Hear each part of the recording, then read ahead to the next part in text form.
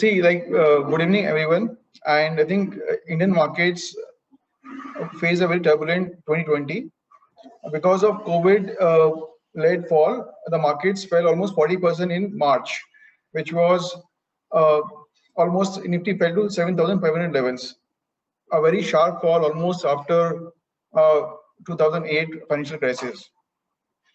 After which the markets again had a very sharp rally, which was driven primarily by the stimulus by the global central banks.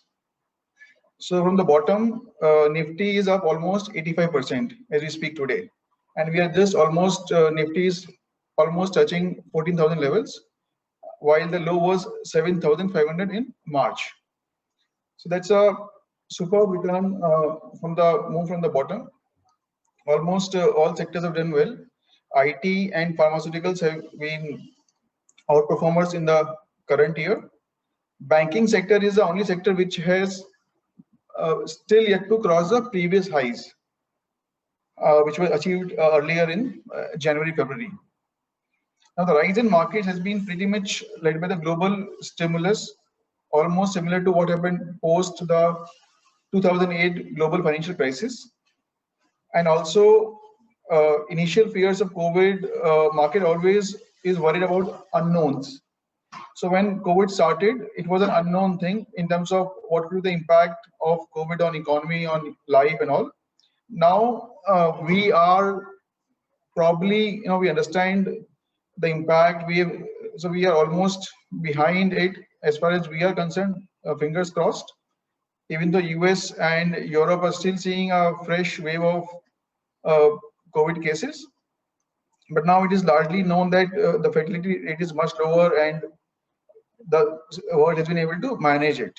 So as a consequence, we have seen markets going up sharply from the lows. Now, I would say what lies ahead. In short term, the markets are always difficult to predict. However, in the long term or a 2 to 3 year period and longer, I am very, very positive on the Indian equity markets. If I could say, we are seeing the confluence of almost whatever good could happen to India is now happening with the Indian equity markets and Indian economy. COVID, has caused multiple hardships, but it has been relatively good for India in multiple ways. I will just give 2-3 points. Like one is shift of manufacturing away from China, which is driving shift of a lot of global companies setting up manufacturing plants in India in consumer electronics, chemicals, etc. The border dispute with China has led to import substitution and launching of Atmanirbhar Bharat scheme. And the government has seized the opportunity, as Prime Minister Modi ji says, "Aapada ko avsar mein badalna." So I think that's what India has done, and India has launched a slew of reforms in agriculture, FDI liberalization in defense, in multiple sectors. Labor laws have been made easy. PLI scheme has been launched across multiple sectors, and this will drive shift of jobs to creation of manufacturing jobs in India. Also, because of technology, a lot of jobs are coming to India. For example, a teaching job, a job of a gym instructor. Some of these jobs which are not possible or not thinkable earlier now are coming to India. So that is one big positive. Second is what is happening in China is also positive for India. Recently, if you remember, the Ant IPO was pulled out at the last minute. Now, global investors have made maximum money in tech in China. So this is good news for India, and Alibaba is down almost 30% in the last 2 months. So this is good news, as global investors will look at India favorably. And Reliance raised a lot of money in March, April, May time frame in the telecom venture, in the Jio and retail. As a consequence, almost every large investor will look at India favorably. So in nutshell, I would say, very good. We are sitting at a very good macro, and all the reforms done by the government will bear fruit in the next few years, and we should be very positive on India and Indian markets.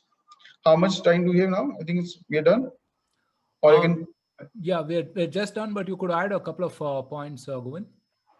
Okay, so I would say that what should one do in terms of equity markets? I think one can buy banks.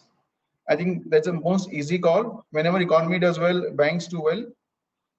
Second would be consumer durables.